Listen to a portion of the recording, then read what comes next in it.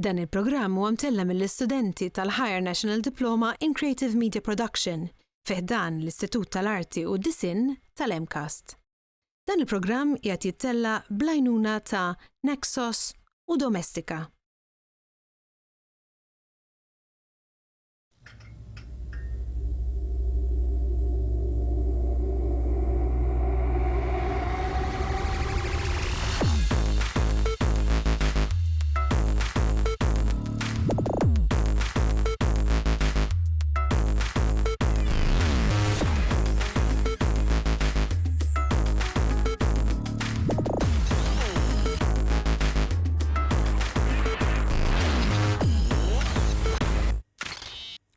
Hello, jiena Matthew, ħankun preżentatur tagħkom minflok Jurgen. Illum fil-programm tagħna ħanesploraw arti minn żewġ angoli differenti. Ħaniltaqgħu ma' raġel li għandu gżira f'idejh u d-diskussjoni ħadkompli fuq il-paġġ tal-Facebook tagħna. Ngħaddu issa għal feature li ħajibda l-konflitt.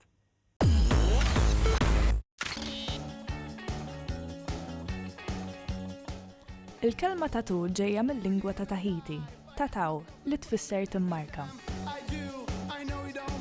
Studji jgħidu li t-tatuż ilhom jeżistu miż-żmien Neolitiku.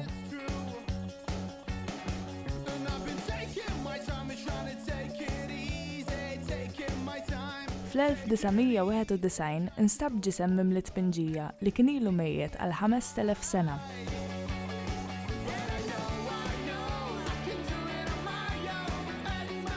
It-tatuż kienu għadhom popolari ġewwa ċertu gruppi tribali ġewwa l-Afrika, Borneo, Kambodja, New Zealand u Taiwan, fejn it-tatuż jissinifikaw l-istat soċjali ta' persuna, simboli reliġjużi u spiritwali u marki ta' fertilità u protezzjoni. Mhux kull tatu tiġi magħmula bil-konsens tal-individwu. Eżempju ta' dan huwa bil-mod kif fil-kampijiet ta' konċentrament tat-Tieni Gwerra Dinjija, il-priġunieri kienu jiġu mmarkati bħala sistema ta' identifikazzjoni. Mill-1990 it-tatuż saru komuni globalment f'kemm nisa u irġiel ta' klassijiet ekonomiċi differenti u minn etajiet ivarjaw minn żgħażagħ sa' adulti.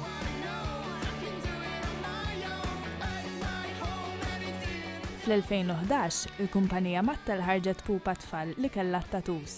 Din kienet aċċettata minn diversi pajjiżi, alla volja għalat kontroversja dwar kemm hija ta' eżempju tajjeb.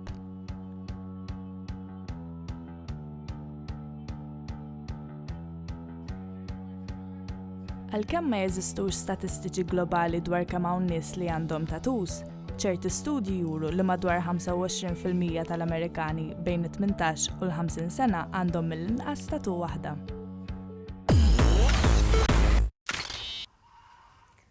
Hello, għadkom kif rajtu il-feature tat-tatu, id-darastu jew forsi tħajjartu għal xi waħda. Insomma, bħalissa għandna żewġ professjonisti magħna li ġobhom jilqgħu s-sidina tagħna lil-Dr. Tyron Pillow li huwa aesthetic physician u lil Estelle Used li tattoo artist. Għandkom xogħol bażikament oppost. Estelle, x'taħseb li x'inhuma l-aktar raġunijiet li n-nies jagħmlu t-tattoos? Raġunijiet differenti, hawn min jagħmilhom biex jgħix il-lifestyle tagħha, hawn min jagħmilhom out of fashion, hawn min jagħmilhom għal raġunijiet personali biex iħallu marka ta' xi reminder fuqhom. It's across the board ir-raġuni tal-fejn jagħmluhom in-nies. U llum il-ġurnata għandna tista' tgħid il-vantaġġ jew l-iżvantaġġ li nneħħuhom daw it-tattoos u x'metodi jeżistu li nneħħuhom daw? Ifhimni, l-iżjed ngħid li jaħdmu nisngħidu hekk jew hemm taqta' l-ġilda barra u tarġa' tħid bħala plastic surgery jew skin grafting. Jew tista' tagħmel tattoo biex tneħħi l-inka. Ovvja bit-tattoo iddum iktar bħala proċess, twaġġa iktar. U mbagħad jiddependi wkoll x'tip ta' kulur kien hemm fit-tattoo. ċertu kuluri iżjed imorru minn kuluri oħrajn. U x'taħseb għal xi ineħħuhom daw it-tattoos? L-iżjed komuni l-ismijiet, ma nafx għaliex jagħmlu l-ismijiet, imma dik l-iżjed komuni. Qed nara wkoll dal-aħħar ħafna nies li għamlu tattoo meta kienu żgħar it-tattoos li jkunu taħt il-ħwejjeġ mhux problema, ma tattoos li jkunu forsi fuq wiċċhom u jew idejhom jridu jmorru jisibu xogħol iħossuhom li forsi mhux qed jaċċettawhom għal ċertu tip ta' xogħol. Hemm nies oħrajn li jagħmlu tattoos forsi 10 snin ilu issa mhux moda forsi tribal tattoos u affarijiet hekk, u fil-bidu għat li naħdmu l-oppost, imma ħafna minnhom jiġu biex jiċċaraw ħafna biex imbagħad jerġa' jmorru jagħmlu tattoo ġdida fuq fejn kellhom. Jiġifieri f'xi kultant naħdmu flimkien ukoll. U taħseb li jagħtaw stigma Malta dwar it-tattoos? Sorry. Jien ħadd jgħid ma narix bħala stigma. Kien hemm riċerka dal-aħħar li qalu li fid-dinja kollha 36% tan-nies bejn 25 u 40 sena għandhom tattoos. Ġifieri qed tgħid ħafna nies l-età tagħna ħanajdu hekk. Ġifieri qed jaċċettawhom iktar u iktar. Għalija, imma xorta nasab ċertu postijiet xorta hemm naqra stigmas. Jien ukoll naqbel l-istigma m'għadix daqshekk bħalma kienet qabel. Naħseb ir-raġuni l-għala hija li llum il-ġurnata saret kwajt niddejjaq nuża dil-kelma relatata ma' tpenġija ma' trendi u saret iktar aċċettata, però ċertu areas mill-ġisem naħseb xorta jibqgħu bħala stigma, speċjalment facial tattoos, neck tattoos, hand tattoos, imma qed tinbidel. U taħseb li hija xi ħaġa tajba li teżisti tattoo removal jew rrid għandna ħalwa bħala xi ħaġa permanenti tattoo? Jiena naqbel magħha li għandu jkun hemm ir-removal tagħha x'jekk int unhappy b'xi ħaġa. U aħna anke eżempju jekk inti tagħmel cover up, jekk tagħmel laser removal, ħajkollok iktar ċans biex tagħti t-tattoo tiegħek b'xi ħaġa iktar adattata. Jekk inti tiċċara tista' tagħti iktar, jekk tkun għadha skura, iċ-ċansijiet li tagħtiha b'xi ħaġa sabiħa diffiċli ħafna. U taħseb in-nies iktar jitħajru għal tattoo issa li tista' tneħħihom issa mhux daqshekk permanenti isek. Jiena ma naħsibx li naħseb pjuttost jibżgħu mill-laser removal għax jgħidu ħafna li tweġġa it's painful and imma naħseb jekk tagħmel tattoo tagħmilha for life mhux biex tneħħiha, ovvjament inti tinbidel. Xorta jkolli dawk in-nies li ċemplu li qabel ma jagħmlu tattoo biex jaraw li ma kuluri iżjed diffiċli biex jevitawhom biex jista' jkun fil-futur jibidlu jissib jistajna huwa eżjed ma kif għattini, minna ħati għaj l-aħjar jamluwa jgħidu sma nrida. Imma hemm ħafna nies jamluwa sib fil-għaxija tnej fil-ħodu jibdu jiġu jikbu biex jinaħħuha, ġifi.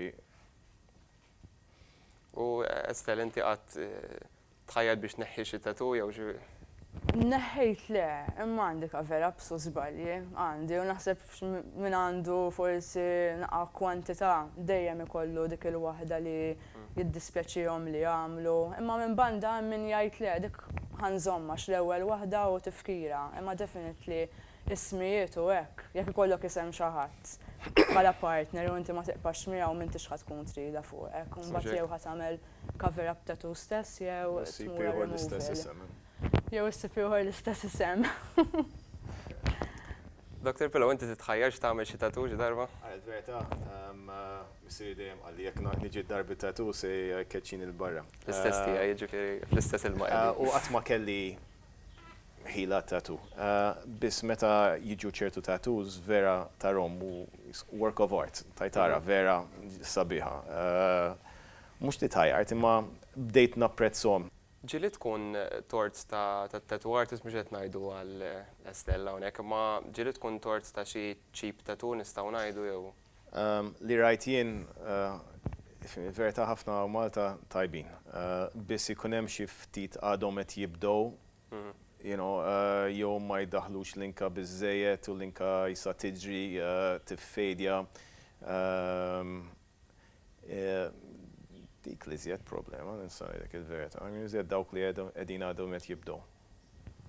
U fil-futur taħseb is-soċjetà n-nies jagħmlu iktar tattoos jew inqas jew ħatgħaddi din it-trend li għaddejja bħalissa? Jiena naħseb li iktar ma jgħaddi żmien iktar qed jagħmlu, iktar qed tiġi aċċettata, ovvjament eżempju l-ġenerazzjonijiet tagħna għandhom it-tfal tagħna ħajjikbru bil-ġenituri tagħhom li ħajkollhom it-tattoos mhux ħatkun stigma lihom għax ħajjitrabbu f'dak l-ambjent.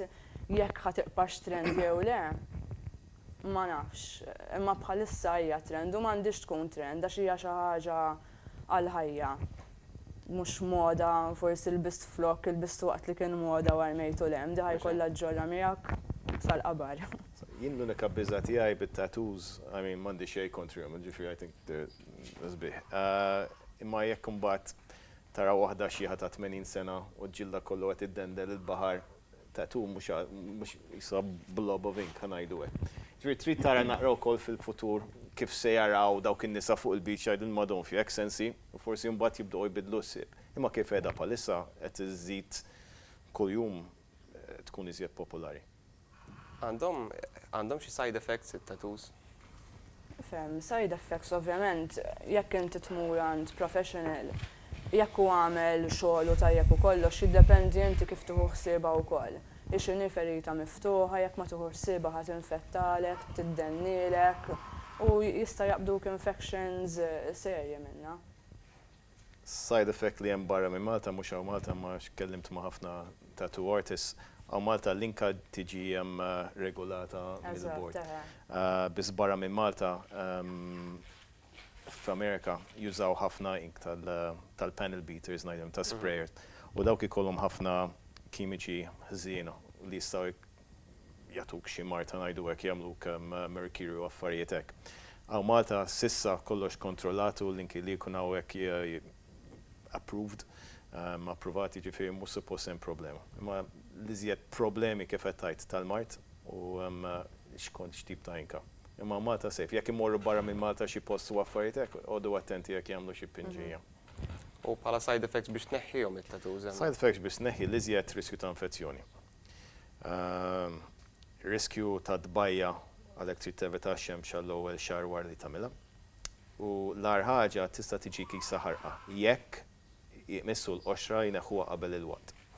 Okay, ġifieri jibdew jnaqru jew jiġi u xi wieħed right ġbien u jseb. Hekk imbagħad tista' tiġi hekk. Imma jekk iżomma nadifa ma tmissirx tevita x-xemx. Kollox alright. Alright, dak il-ħin li għandna llum fuq il-programm. Grazzi tas-sehem tagħkom, grazzi tal-li kontu magħna. Ngħaddu għall-parti li jmiss. Fakrukom li tistgħu tkomplu din id-diskussjoni fuq il-paġna tal-Facebook tagħna. Fil-link qiegħda tidher flimkien fuq l-iskreens tagħkom.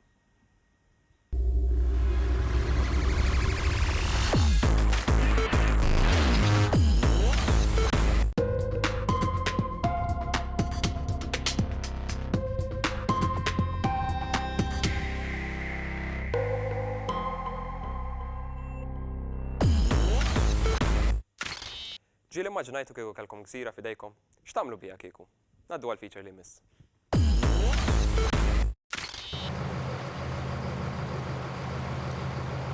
Ġo Malta jgħixu ftit inqas minn 500,000 persuna.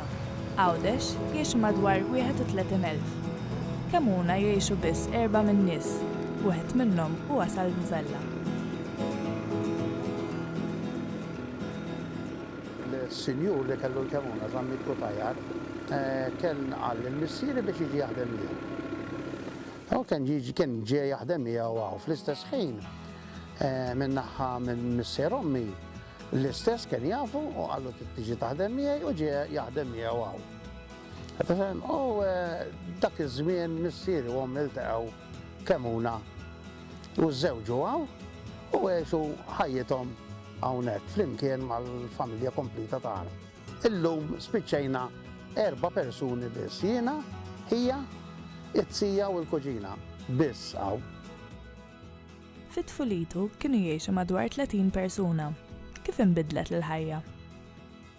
T-tfolija tagħna jiena mal-lum issa ma nafx forsi illum kibirt, ma nafx imma t-tfolija kienet ħafna isbaħ mill-lum. Mhux għax illum mhux sabiħa ta' Kemuna sabiħa ħafna. Imma meta kienna fit-tfolija kienna nieħdu biċir nilagħbu, morru l-iskola, u ma kienx skola tqila bħall-iskola tal-lum. Ġewwa l-gżira ta' Kemuna jeżisti forn fejn qabel kien jintuża mir-residenti. Nhar ta' tnejn tkun għall-forn. Tifhem, mbagħad jibdew jisaħħnu l-forn minn mal-lejl, kmieni għal kmieni filgħodu, u mbagħad it-tnejn kif dement li jkunu qabdu l-forn u saħħnu l-forn, jibdew jaħdmu il-familji wara xulxin, kulħadd jagħmel l-aġna tiegħu u kulħadd kien jagħmel simbolu fuq il-ħobs. biex jinara fil-ħobs minn ta' dak jew minn tal-ieħor. Nhar ta' Ħadd jiġi qassis għaqaddes qudies fil-kappella. Salvu jiftakar fil-festa li kienet issir. Il-titlu tal-Knisja ta' hawnhekk, ir-ritorn mill-Eġittu, tal-Madonna, ir-ritorn mill-Eġittu. Imma l-qab ta' Ġesu kien jagħmlu bħala il-ħaqta jiena naqra mhux ħażin. Salvu dejjem idur bil-ġip madwar Kamuna. Dawn il-karozzi ġabhom huwa stess minn Malta. Karozzi għandi. Il-karozzi kelli nibni speċi ta' ċatra li jew barkun sejħela li trid, tifhem, biex stajt inġib il-karozza tiegħi. Kamuna hija gżira li tinbidel kull staġun. Salvu jara bidla kbira mis-sajf għax-xitwa. Fis-sajf iwa, fis-sajf dejjem kien hawn il-pulizija, dejjem. 24 sija. L-iktar li ġelin għalanna vandalizmu. Tifhem, vandalizmu, allura kellek tirrikorri għall-pulizija bil-fors. Jara bidla wkoll mill-Kamuna tal-lum u l-Kamuna ta' ilu, imma li ma jippreferi. Sintendi Kamuna nixtieqa kif kienet qabel, l-ewwel netta x'kien ġan niġi żgħir, kif kont. Tifhem, imma llum mhix għax hija ħażina.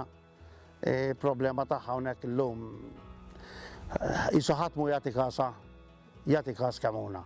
Kamuna nħossha sejra lura ħafna. Salvu għandu biża li Kamuna ħad tiġi abbandonata u tintnesa. Idem inħares leħ illum jien li jgħid b'fommu li jixtieq isib il-kwiet u jrid joqgħod fil-kwiet. Imma qed nara li l-bniedem fil-kwiet ma jistax jgħix. Fl-istorbju għal ta' vija gerger jgħix. Imma fil-kwiet huwa naqra imbarazzanti għal bniedem tal-lum.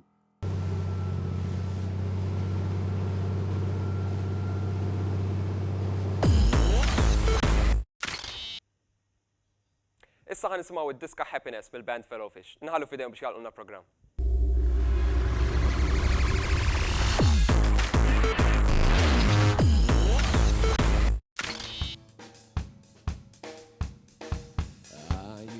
Happiness, is it going your way? Is each freshly painted day taking your breath away? Did you leap up to follow the dreams that you dreamt? Did the grass get greener when you climbed up the fence? Are you happiness? Do you need some air? Now that you're black and blue, no one said that it's so fair. Have you got a handle on it? Did you take a big fat bite? Looking down from dizzy heights, the thrill of taking one last flight. Now I'm not waiting for the end of the day. Now I'm not taking my dreams to my grave.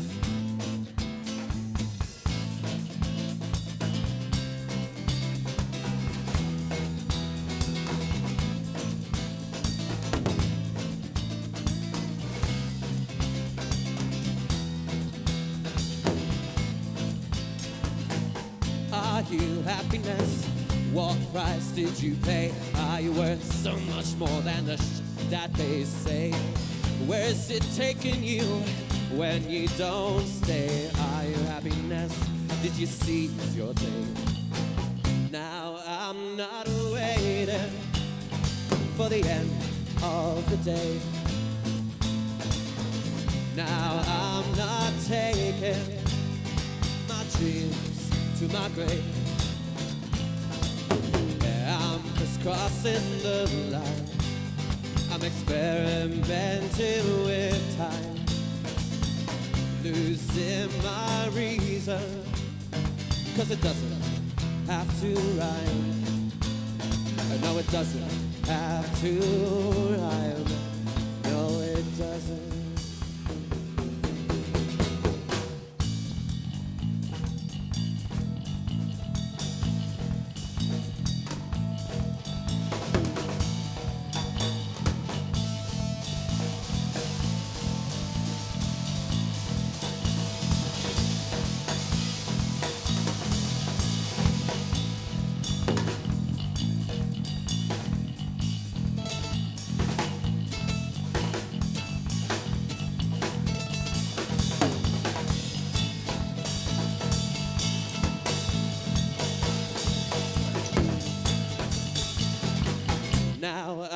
not waiting for the end of the day.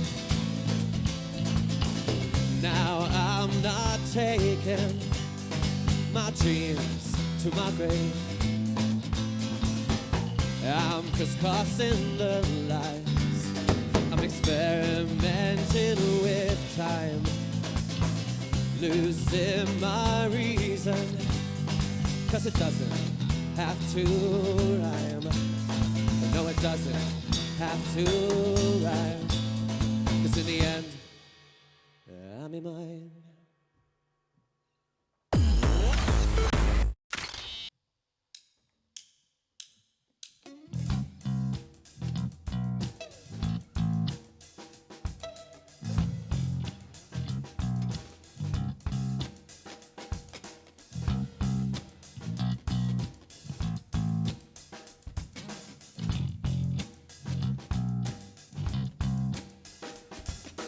Fingers start rolling without even knowing.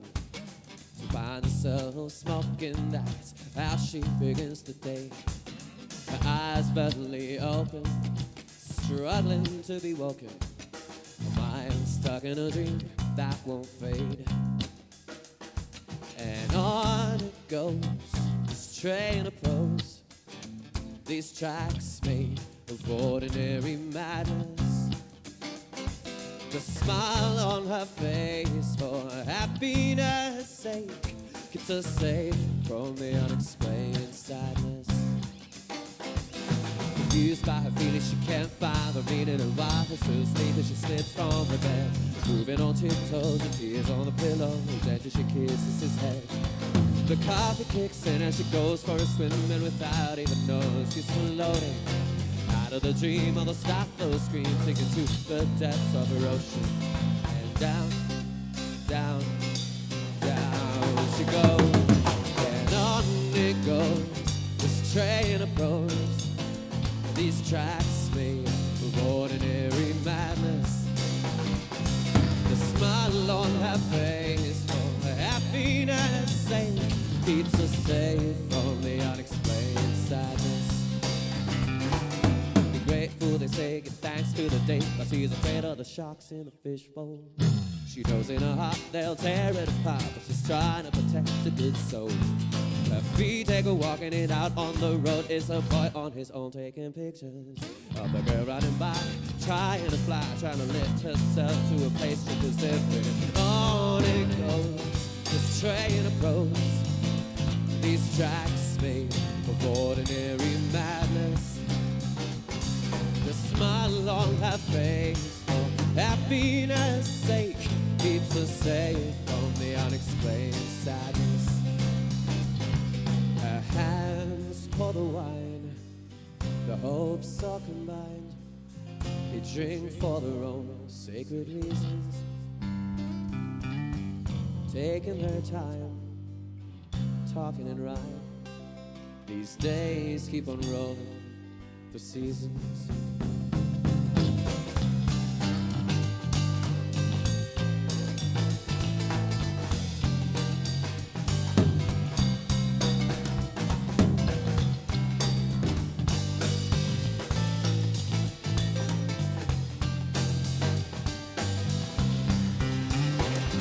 And on it goes, this train of prose, these tracks made of ordinary madness. The smile on her face for happiness' sake keeps us safe from the unexplained sadness.